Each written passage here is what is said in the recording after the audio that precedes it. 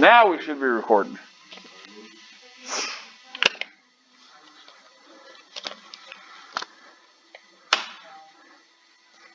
So this week we are talking about, or actually not just this week, this part of the semester, again, we're starting over completely fresh as far as grades and everything else goes. Everything that you did the last 8 weeks, those will not be considered at all for this period. You guys are starting all fresh, all brand new. It is a brand new class. With that, like I said, same rules are going to apply. I've got there is a safety quiz in lab to go through, the syllabus quiz. It's going to be the same style as it was last semester as well, as far as the questions it asks. Those different questions you have to go through those, basically make sure you refresh yourself with those, how the grading is going to be, all those types of things, and then you'll get into the thick of the tests and that kind of stuff. The biggest difference is we will have 6 weeks of material.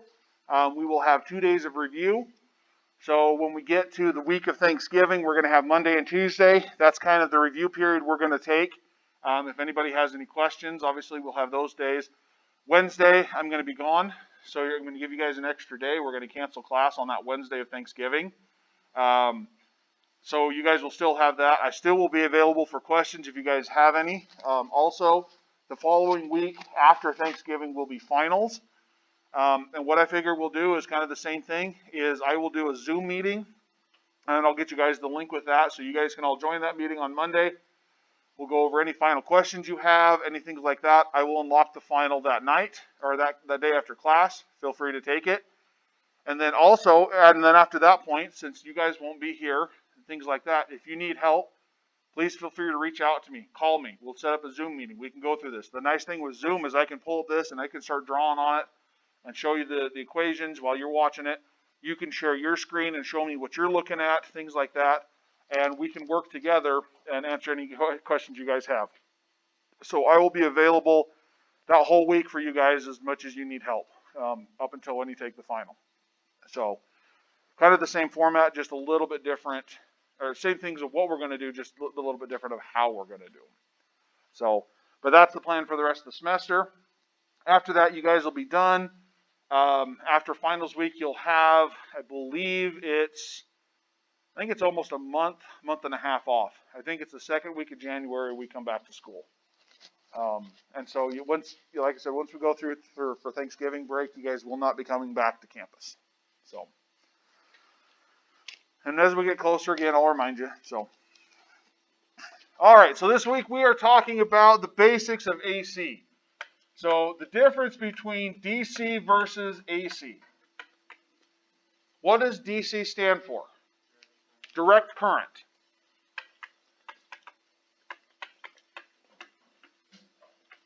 And what does AC stand for? Alternating current.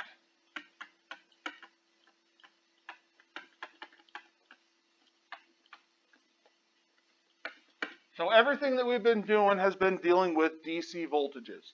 It has one voltage, one current, it doesn't change. Well, now it's going to start changing. We're going to start dealing with sine waves, square waves, triangle waves, sawtooth waves, pulses.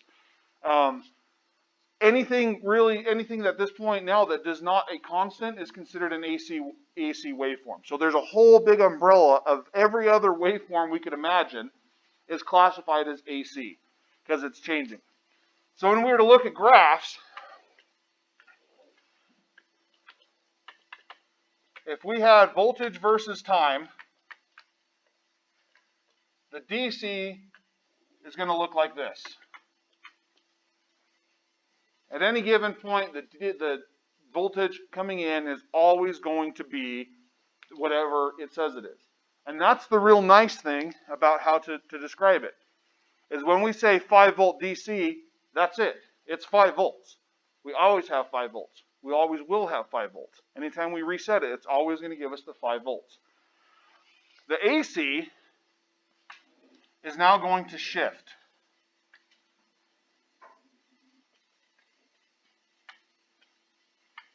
And so now what we're going to see is, depending on what point we're talking about, is going to be the input voltage. It's going to change. We're going to have a max, and a minimum, and we're going to have some time.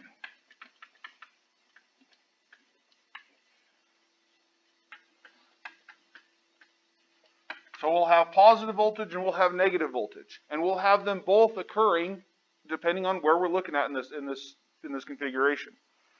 Well, DC current, it's pretty easy to figure out how we get there.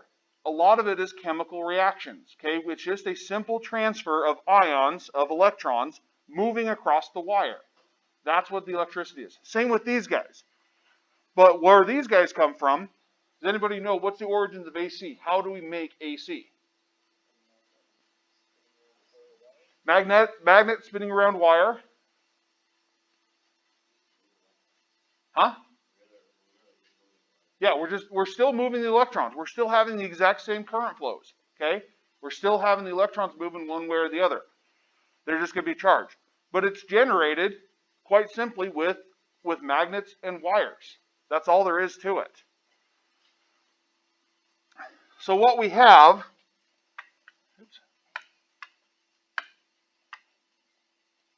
is we'll have a field set up that looks like this. Oops, it goes down. Basically, we'll have something set up that looks like this. We have a bunch of coils of wires. These are called inductors. We're going to get into those in a few weeks. But the idea behind them, all they are is just a coil of wire. And inside, we've got a spinning shaft. And in the spinning shaft, we put a magnet. Or vice versa. We could put a coil of wire here and spin it around and have magnets on the outside. Either way, it's the same idea. And so what happens, like what did we learn about with the relays today? What are we trying to do with a relay? Pull and push, okay. And what are we doing physically inside the relay? We're changing the voltages of what? It shorts and opens. What are we doing with the coil? Yeah, we induce a current. We put a current through a coil, and what happens is it builds a magnetic field. Okay? And so it works just the opposite. We can either induce a magnetic field into the coil, and then we can use that later down the road, or we can take a coil of wire and we can introduce it into an already existing magnetic field. Because across this magnet, we've got magnetic fields.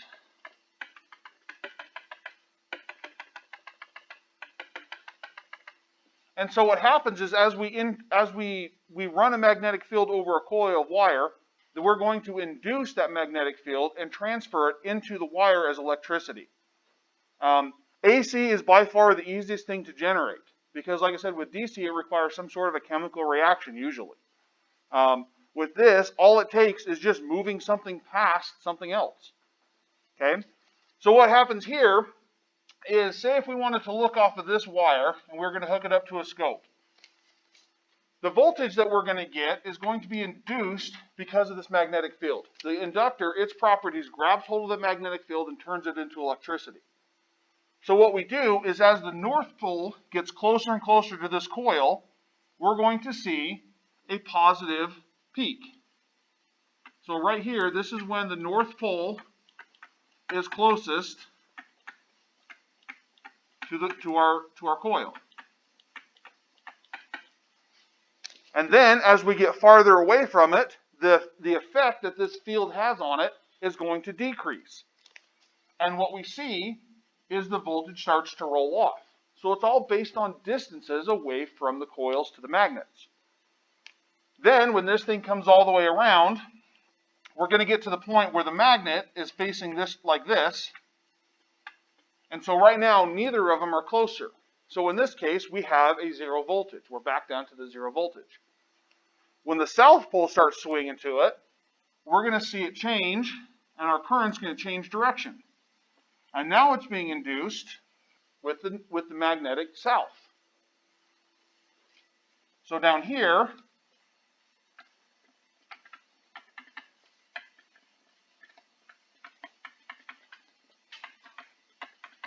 Now the south pole is closest to the coil. And then again, it's going to continue to spin, and as the south pole gets farther away, we're going to get a less and less induction of the voltage back. And then this is going to continue. Since this is constantly spinning, we are going to constantly be getting these peaks, and that's how the sine wave is generated. Also, with the fight between Tesla and Edison and all those differences between AC and DC, AC power is much more stable at transmission via long distance.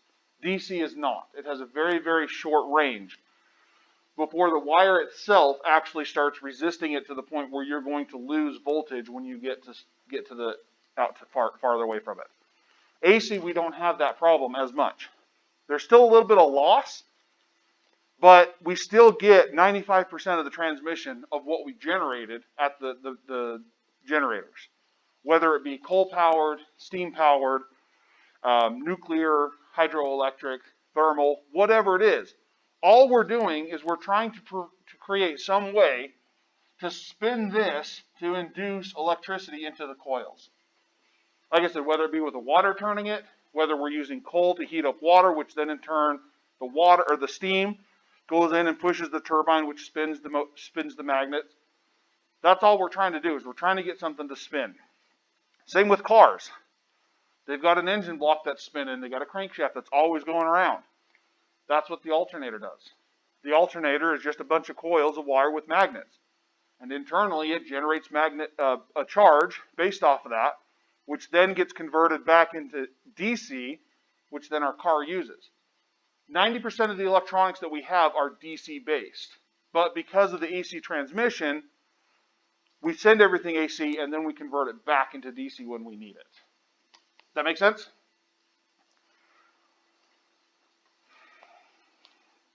Okay, when we look at a sine wave, some of the things we have to know.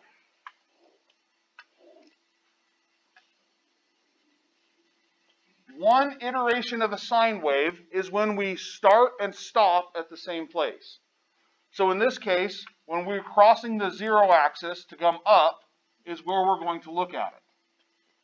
Not here, because now we're crossing it and we're going negative, and we want to come to the same place where we cross it and go positive again. So we call this peak to peak, or this is one cycle of our sine wave. Yes? Yes. Yep, which is what we'll talk about here in a second, the relations between those guys. So we have one full cycle of our sine wave.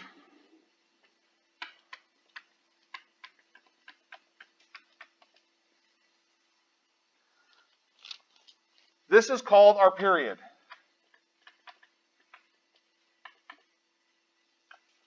And we indicate it with a little t to indicate time.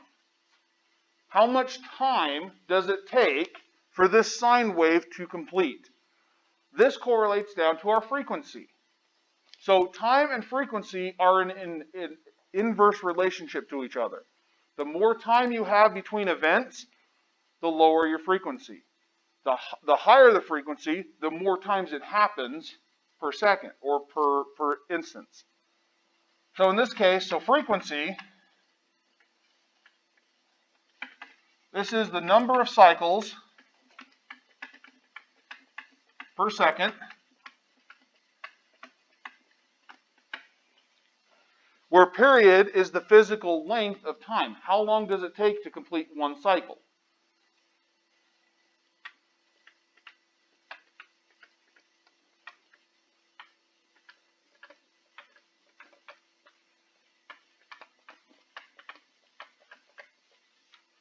And the relationship is this. So frequency is equal to the inverse of your time. So if we're measuring these on the scope, we could actually accurately measure these sine waves down and be able to tell how much time has lapsed, and we could also calculate the frequency based on it. So if we had a 60 hertz sine wave, how long of time is one cycle?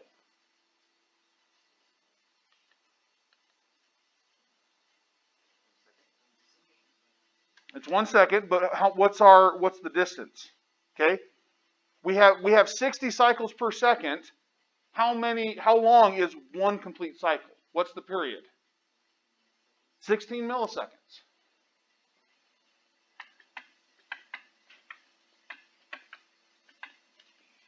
So every 16.667 milliseconds, we're going to have one cycle. Okay? What if we have 2 hertz? How often are we going to have peaks? Or how long are we going to have complete sine waves, cycles?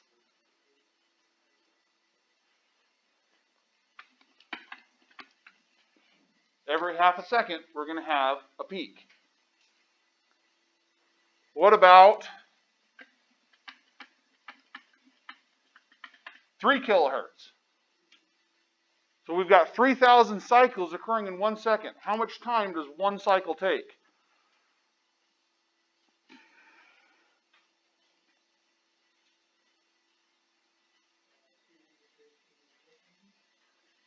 One order of magnitude smaller.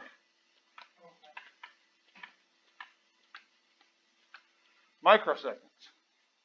Now, we can't see microseconds. That's happening way too fast for us to register with the naked eye. This 60 hertz, sometimes we can see it.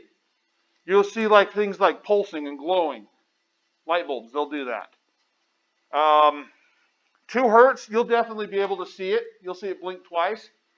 I'm not sure exactly how fast it is, but I know once we start getting up into the 30 to 45 hertz range, that's when we start losing that it's actually changing.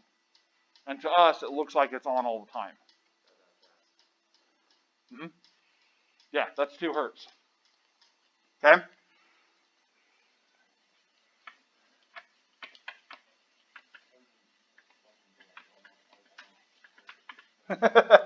Okay? 97.3 megahertz.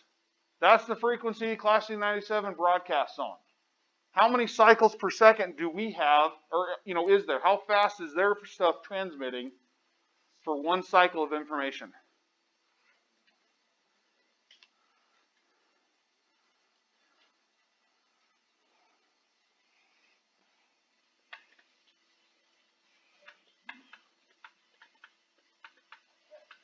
Yes. 10 nanoseconds is their frequency, is their period. Okay? And the reason that this is important is because we want to accurately graph and describe what type of signals are we seeing. And the biggest thing we need to know is how often are they having, or how often are things happening? When I draw these guys, how fast do I need to make it? Now, really, this graph is the same graph for any kind of sine wave. The only difference is, this period. How many indications are we going through? Like on our screens, how many sections per, how many milliseconds or microseconds per second are we looking at? That's where the scopes come in handy, because you can take these guys and you can scale them. You can change the settings to where each of these major divisions is, let's say, 5 microseconds or 5 nanoseconds per division. If we did that, now we would be able to accurately represent the 97.3 megahertz. Okay? The 2 megahertz, we could put on the same graph. We would just have to change this to 0.25 seconds per division. And now we can still show the exact same information, but it becomes very important how much time are we looking at. And there's going to be times where we're going to be looking at 2 different types of frequencies on the same graph. Okay, what are my voltages at a frequency type of a thing?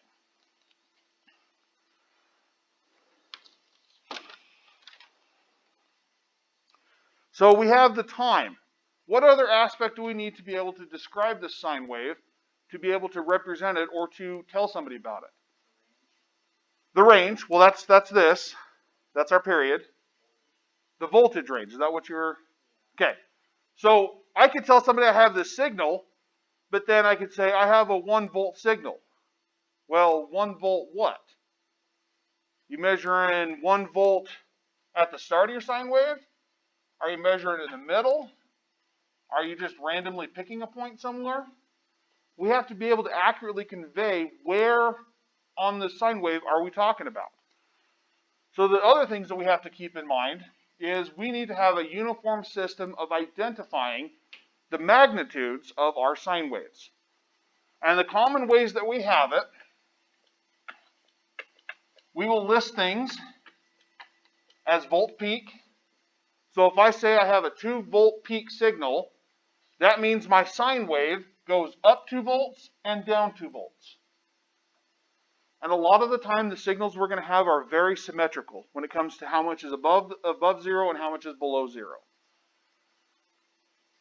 So,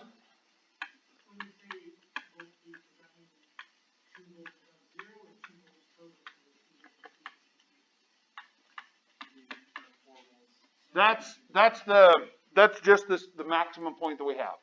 So if we have 2 volts peak, we know that the top of this waveform is going to be 2 volt, positive 2 volts. This one's going to be negative 2 volts. So that's the first method that we have to describe what our signal is. The second one, which is kind of where you were thinking, is volts peak to peak.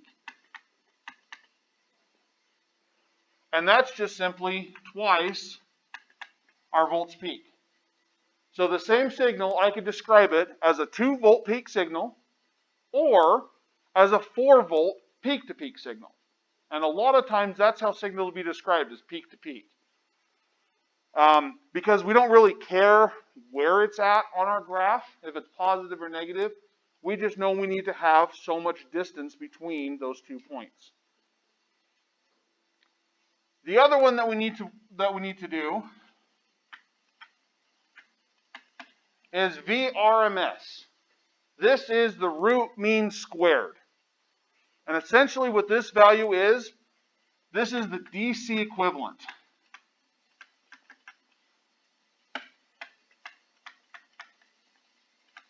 Okay? In this sine wave, we actually have a couple of different places that we're going to look at. In the positive section, our RMS value is going to be about right here. So if we put this signal into a regular DC circuit, this RMS voltage is the voltage that we would get. So we could still get it, because what it does, it's going to take an average of these guys. So the RMS voltage is you take your volts peak and you multiply it by 0.707. This is just one of the constants that we'll kind of learn about later when we start getting into decibels and things like that. This number will start creeping up, and you'll start seeing it more and more. This is our average DC equivalent voltage. And like I said, yes.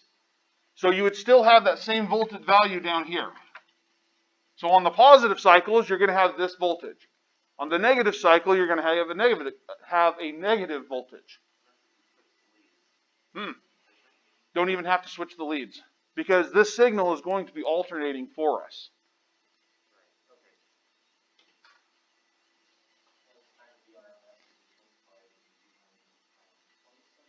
Times 0.707, yes. The average, we don't use a lot, but we'll use it more later when we start getting into power supplies, because we want to know the actual average of a waveform.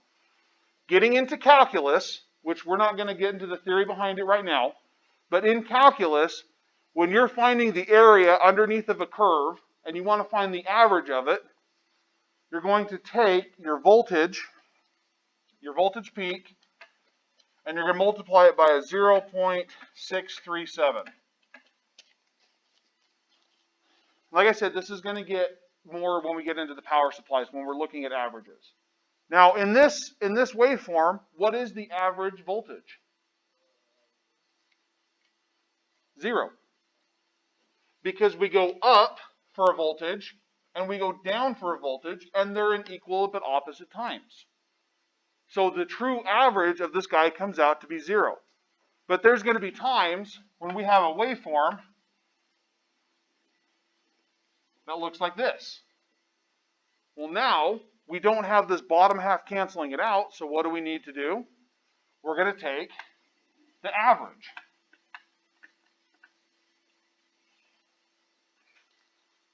We don't use the average a whole lot. Primarily we use is volts peak, peak to peak, or RMS. Another rule of thumb is if we're given a value, especially now that we're in DC, we need to make sure we understand. Are we talking about, because if we say I have a 14 volt signal, well obviously right now that's going to mean we're in AC, okay, because that's what we're talking about. But in a few weeks, we're going to be combining DC and AC voltages together. I can no longer say I have 18 volts. You don't. You've got an AC signal riding on top of a DC signal, so your voltages aren't going to be that cut and dry. So I have to be able to designate it. Is it volts peak, peak to peak, RMS, or is it DC? Okay? And we say this, the DC equivalent voltage as far as power goes. Okay? Because that's we want to be able to compare these two, between what power would we need to use for the same, or what voltage and stuff using DC would give us the same amount of power as an AC circuit would. And that's the comparison between AC and DC, is power. So if we're given a voltage, so if we see something on a test that just says 5 volts, and right now we're in AC, we need to assume that it's giving us this value in RMS. And that's not just for this class. That's kind of one of the standard industry standards. If you were to look on any documentation for the walls, for the wall outlets, all it tells you, 120 volts AC. It doesn't tell you if it's the peak voltage. It doesn't tell you anything. So you have to assume that this voltage coming out here is its RMS value. So if we wanted to measure it on a scope, which we will be doing, you will be able to measure 120 volts AC coming out of out of a generator. We're going to convert this. What this comes out to be, 731 volts peak. That's what you would actually see on your scope, is 170 volts in the peak. This is just the RMS average. This is the AC or the DC equivalent value. Because if we wanted to build the same circuit that plugged into this wall, we would use 120 volts DC to do it. And that would give us the same power as what we're having across the rest of this. Does that make sense for now? Like I said, once we start getting into these, it'll start coming a little more clear why we want to use why. I just want to give you guys the understanding that these are the types and styles that we're going to use.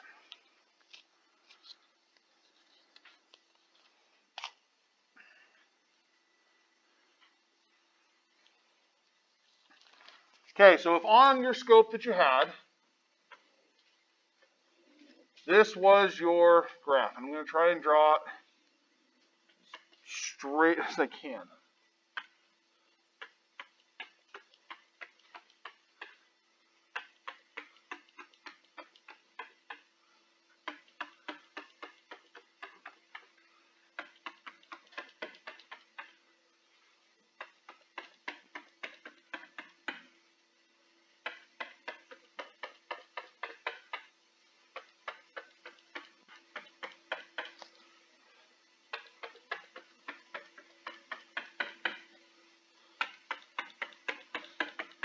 Okay, this is what you would look at on the screen of your scope.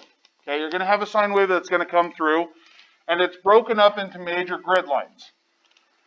If I told you that we had 10 microseconds per division and 3 volts per division, you could then tell me everything about this signal. Okay, so what I want to know is what is the VP, so voltage peak, what's the center line, which I'll tell you guys here in just a second. What's the peak to peak voltage, the max, the minimum, the RMS, the V average, and the time, so the period and the frequency. Basically, I want to know everything about this sine wave coming in. because it's going to be important when we're analyzing things coming in. So working on this, if I have 10 microseconds per division, which axis is that? Y. So this is going to be time at 10 microseconds per division. And I have 3 volts per division, so that's going to be, so your time is your x-axis, sorry, not your y. Your x-axis. Your voltage is your y-axis. Okay, so looking at this guy, what values can we solve for first? V peak, okay? What is the V peak? 6 volts. Because the topmost point is here, and it correlates to the second division, so we go up 3 volts, up another 3 volts. This point is sitting at 6 volts peak. Which should also correlate then to this guy is a negative 6 volts peak. One thing to be careful of, negatives are going to come back with a fiery passion in AC. You have to make sure you maintain your negatives. It's very, very, very important. Overemphasize them if you have to. Put things in parentheses when they're negative, just to indicate that they're negative. Anytime you write a value, if it's negative, put it in parentheses. Do something to make sure you remember what is negative.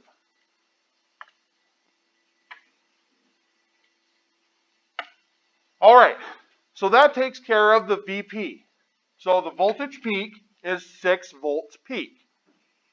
Okay, what's the max voltage that we have? 6 volts.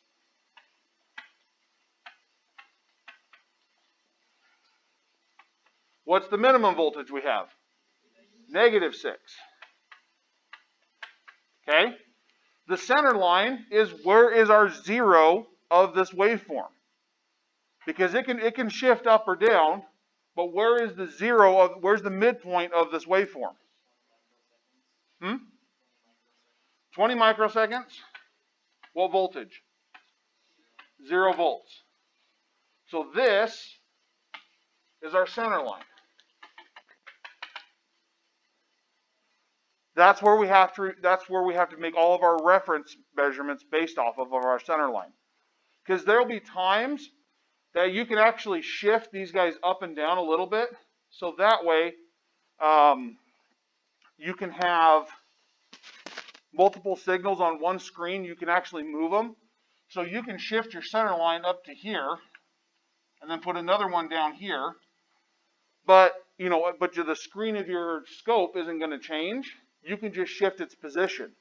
So then your new center line is up here, but this line represents 0, not this guy. So that's why we need to know where is the center line of our waveform. Okay? So we have the center line. What is the voltage peak to peak? 12 volts peak to peak. And you just indicate it like that, 12V, and then in the subscript PP. Okay? The RMS voltage. How much? 242 volts RMS, or you just leave it at that. If it doesn't have a designation to be peak or peak to peak, it's assumed to be RMS. This is going to bite you guys when we come to the power supply. Promise you're going to forget this. Okay? What's the average waveform of the positive half? 3.822. What's the true average of this waveform? 0. Okay? There will be times, like when we have square waves, that we want them set up to where the average voltage, this is what gives us the average voltage. With a square wave that has a 50% duty cycle, which we're going to talk about here in a minute, so if we have 5 volt max and we're running 50%, we're going to have 2.5 volts. That's going to be our average. Okay? When we start breaking it down, when we have a duty cycle of 25%, so that means it's on 25% of the time, off 75% of the time, we're going to get 1.25 volts out. This is how we can use basically a pulse width modulation to control a voltage on an output. This is where we get 256 volts or degrees of separation for digital. Okay, what's the period? 40 microseconds. And how do we know that? From the major divisions. 1, 2, 3, 4 major divisions times our seconds per division. So we get 40 microseconds. Frequency and period are inversely related. So what's the frequency? 25 hertz.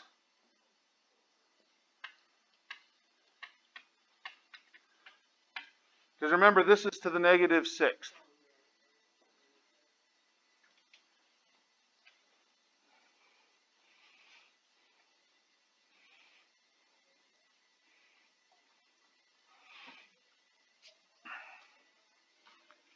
Okay. Lot of information that we can gather just from one waveform. But this isn't all the information that we can gather from these. And we'll talk about those here just in a little bit too. Is there any questions about this? About the basics of understanding what am I looking at on my scope?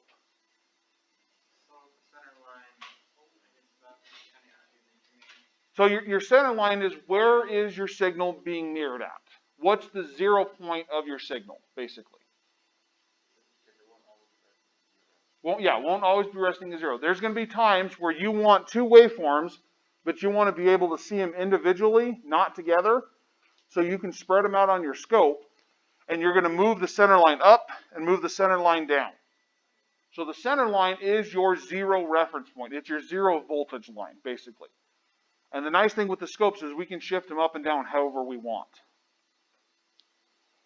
And that's the other nice thing too, is if we want to see two waveforms and see how they are compared to each other, we have to make sure their center lines match up.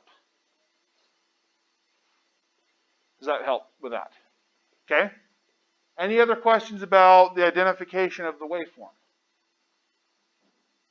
Obviously, I'm sure there'll be more once you guys get hands-on with these, but just giving you guys a quick overview. Okay. So as we were talking about with how sine waves are generated, is we usually do it in some sort of a turbine or a motor. We have something that's spinning. Well, we have now rotational energy being transferred into linear, okay? So as we have a motor that's spinning, like this, and we have our magnets on it, we have our coil of wire. As this makes one full revolution, that's going to correlate to our sine wave. So just like in the circle, we have 0, 90, 180, 270, and 360. When we were looking at a rotational representation of it, angular velocity, remember, we can track where it's at on this wheel based on its point in time for the circle. How scopes and waveforms are, is they take this and they stretch it out with time as one of the axes. In this case, it's just position. There's no other axis of movement in there. It's just a representation between 0 and 360. Now we're going from kind of a 1D measurement, a very, very rough 1D, into a 2D, where now we have a magnitude and a time or an angle associated with it. So when our wheel starts spinning, the north is going to start as far away from this as possible, and it's going to start moving to it. We're going to get the same translation through here. When it's at the peak, is 90 degrees. So when our shaft is rotated 1/4 of the way, this is at the very, very peak of our waveform. When the north drops back down away, so it's as far away from our coil, so let's say our coil is right here. When it moves far away from it, but before the south pole starts coming into effect, it's going to drop back down. So now we're sitting at 180 degrees. Okay? So far, it looks the same as the same graph that we have. The difference is time is continuing to march this direction. This graph doesn't take into account time. So when we start going negative, we're not going to come back in time. We're going to keep going.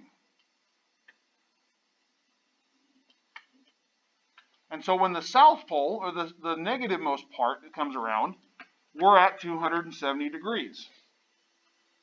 And then when the south moves all the way back around, so right before the north pole starts coming back to us, we've traveled back to our 360 degrees. So now we can look at these waveforms and we can actually have splits and differences for when waveforms come in a little bit later. Now we have the tools based on our waveforms, so we know 90 is our peak, 180 is when it goes to 0 and then switches directions, 270 is when it gets the largest it's going to get in the negative direction, and then 360 it's come back to negative and it's going to switch directions and go back positive again. And again, we're going to continually cycle these signals, and so we don't just stop here. Then we go positive, then we go negative, then we go positive, then we go negative, and we continue on and on and on. We're just taking this snapshot and looking at it at time instead of just where it's at positionally.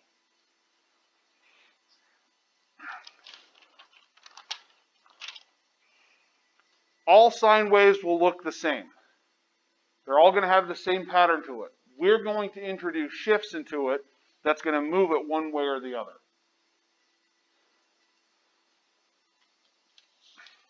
Okay. What we need to know is because it's based on this movement of its degree, we can also give it a mathematical formula to solve for, on this graph, what do each of these angles represent?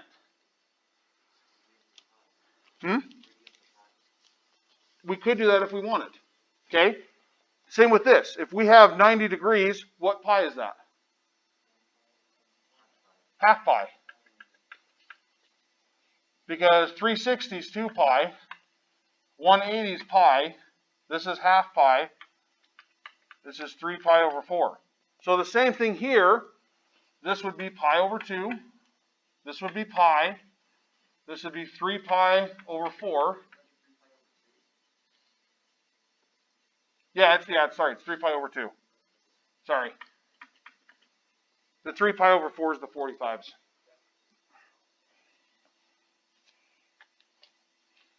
So yes, those correlate to the same terms.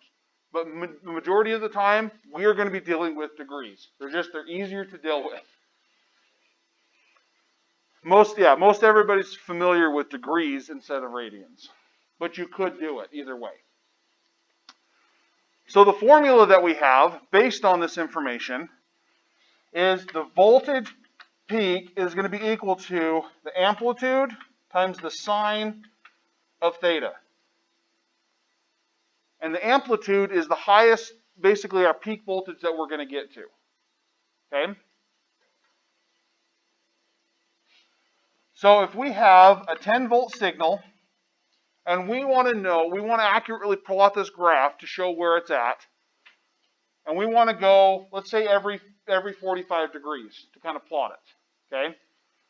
So what's our voltage at 45 degrees, 90 degrees, 135 degrees, 180, and then 42, 225, 270, and then 315, and 360.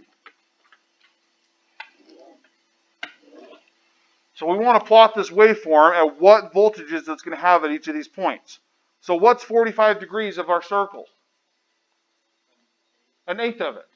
So every eighth of our circle, every eighth of our waveform, we want to be able to accurately plot it. Okay? So we just plug this into our calculator.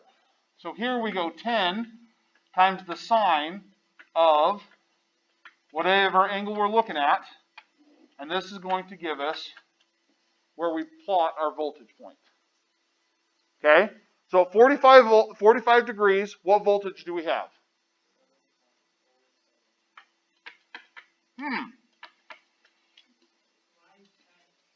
Just because it was an easy number to pick. It could be 12, it could be 5. Huh? That's going to be what your volts peak are. So at 45 degrees, we're going to plot 7.07 volts. So right here. Right here, we've got 7.07 volts. There's that magic number again. The 0.707. Okay? That's also one of the reasons I did the 10 was to show that. Okay? So what's our voltage at 90 degrees? The hell? It's 10. I'm sorry, board. I'm sorry. Okay? So at 90, we're at 10, which is what we should see. At 90 degrees, we're going to be the closest to the positive peak that we will ever get. Okay? What's 135?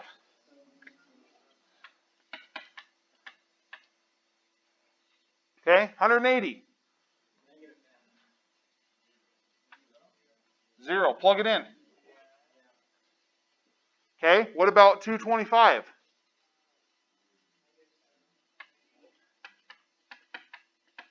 It automatically shifts for us. We don't have to worry about, am I in the positive or the negative cycle? When we plug it in here, it automatically takes that into account. Okay, 270, negative 10, 315.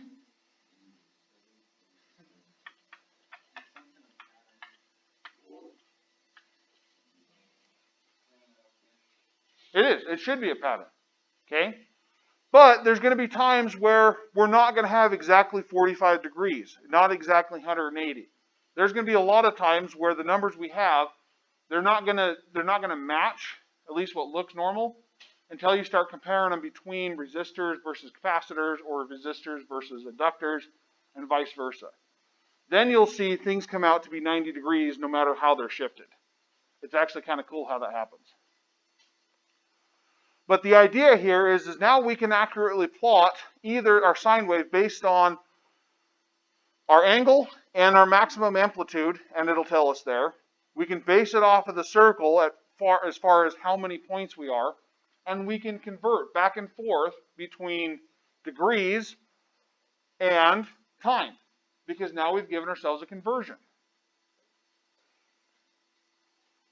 So we have 360 degrees is equal to 1 period.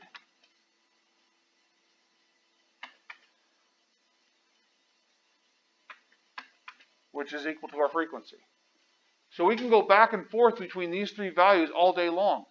We can go between a frequency in hertz, how many degrees that we're going to be shifted, and the period, all based on all these guys. So when we get going, so on some of these guys, we're going to see different waveforms that look like this. Two waveforms on the same graph, one's going to be out of phase with each other. And we can accurately plot each one of those based on these positions and convert and being able to measure. Because on the scopes, what we have is we have tools that will tell us how much time is in between those 2 points. Well, in our equations, we're dealing with degrees. So we've got to be able to get this time in terms of degrees, which we can then do. And we'll go through all this, how all this is supposed to tie together. Okay, let's go ahead and go to break.